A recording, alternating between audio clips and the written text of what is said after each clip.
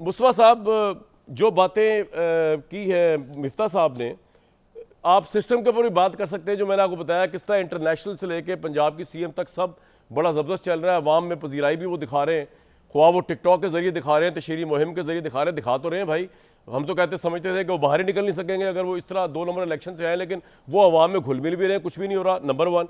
Number 2, क्या सैलाब को पंजाब गवर्नमेंट ने या फेडरल गवर्नमेंट ने सही तरह डील नहीं किया, खासतौर पर पंजाब गवर्नमेंट ने, आपके ख्याल में?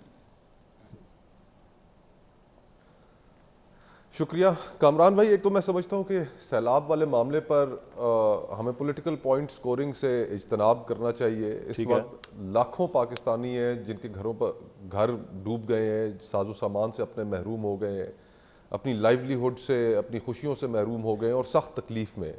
और अगर इस वक्त हमारे चेहरे टीवी चैनल्स के ऊपर और सियासतदान आपस में पॉलिटिकल पॉइंट स्कोरिंग करते हुए एक दूसरे से उलझे हुए नजर आए, बिल्कुल सही। तो अगर मैं विक्टिम होता सैलाब का और मैं बाहर कहीं खुले आसमान तले या किसी टेंट में पड़ा होता, तो मेरे मुंह से जो अल्फाज निकलने थे वो शायद टीवी के ऊपर कहने के काबिल भी नहीं है। आई मीन हमें अभी इस मौके पर थोड़ा सा इज्तनाब करना चाहिए और जहाँ पर हुकूमत कोई बेहतरी लेकर आ सकती है वो ज़रूर हमें सजेस्ट करना चाहिए। ठीक। अब अगर एक फ्रैंक डिस्कशन करें तो देखें, अब पहले ही मैं तो अब बड़ा फिक्रमंद हूँ कि हमारी जो रूरल इकॉनमी थी वो सारी की सारी पहले ही इस हुकूमत की कुछ पॉलिसीज़ की वजह से, जिस तरह इन्होंने गंदम की सपोर्ट प्राइस नहीं रखी और किसानों के लिए, काश्तकारों के लिए बहुत मुश्किलात थी, तो वो पहले ही तबाह हो चुकी थी।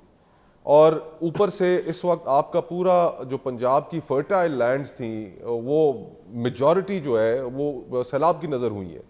तो ये एक जो हमारी रूरल इकॉनमी है इसको हम दोबारा कैसे खड़ा करेंगे? गंदम अभी काश्त होनी है आज से महीने 2 बाद, और उस काश्त में आप क्या किसानों को कोई इंसेंटिव देंगे? जिनकी ज़मीनें दरियाबुर्द हो चुकी हैं, क्या उनको कोई आप किस तरीके से उनकी मदद करेंगे? तो ये सारे बहुत से सवालात हैं, सजेशंस हैं जो गवर्नमेंट को देनी चाहिए।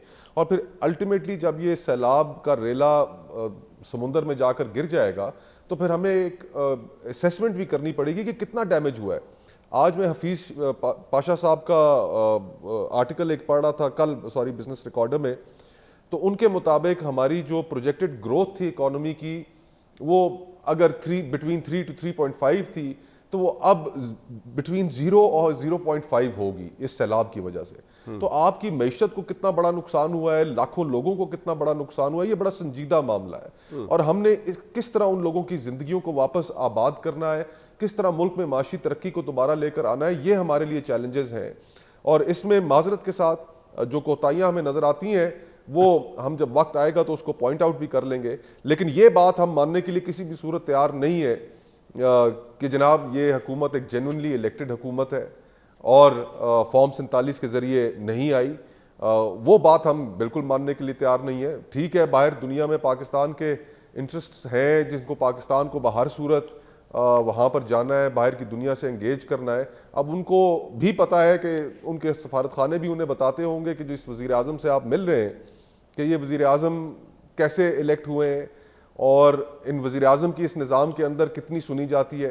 बल्कि साथ साथ उन्होंने ये भी कहा होगा कि वज़ीर आज़म के साथ जो साहब आए हैं उनसे आप अपने तल्लुकात ज़्यादा बेहतर कीजिए, इस वज़ीर आज़म की कोई हैसियत नहीं।